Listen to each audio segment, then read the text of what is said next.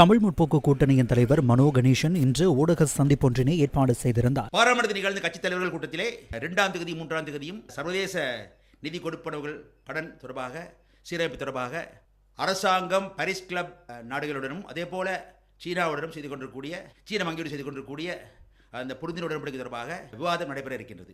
ஒரு நாள் விவாதம் போது 2 நாள் வேண்டும் என்று நாங்கள் கேட்டுப்பட்டுக் கொண்டோம். உண்மையிலேயே விவாதம் நடைபெற வேண்டும் என்றால் அதுக்கு முன்னாலேயே அந்த புரிந்துணர்வு உடன்படிக்கைகளை அரசாங்கம் பாராளுமன்றத்திற்கு தர வேண்டும். இன்னும் தரவில்லை, இதுவரை தரவில்லை. அது மட்டுமல்ல, அத்தகைய விவாதம் நடைபெற முன்னறிவித்தல் 5 நாட்களாவது பாராளுமன்ற கட்டளை சட்ட நிலையல் கட்ட சட்டத்தின்படி பாராளுமன்ற ஆர்டர் புத்தகத்தில் இருக்க வேண்டும். ஆனால் அரசாங்கத்துக்கு வேண்டும் அவசரம் வேண்டும் என்றால் அதை நிலையல் கட்டங்களை சட்டத்தை இடைநிறுத்திவிட்டு கொண்டு வரலாம். அதுக்கு உடன்பட்ட பிரச்சனை இல்லை. எங்களுக்கு விவாதம் நடைபெற வேண்டும். அன்றைய 2ஆம் தேதி 3ஆம் தேதி பிறகு 3ஆம் தேதி முடிந்தவுடன் மாலை அன்று வாக்கெடுப்பு நடைபெறும். வாக்கெடுப்பின் போது நாங்கள் ஆதரவாகவா எதிராகவா நடுநிலையாகவா வாக்கெடுப்பு சம்பந்தமாக நேற்று மாலை கூடிய ஐக்கிய மக்கள் கூட்டணியின் தலைவர் கூட்டத்திலே நாங்கள் இறுதி முடிவு எடுக்கவில்லை. இன்னும் எங்கள் பேச்சுவார்த்தை நிகழ்ந்து கொண்டிருக்கின்றது.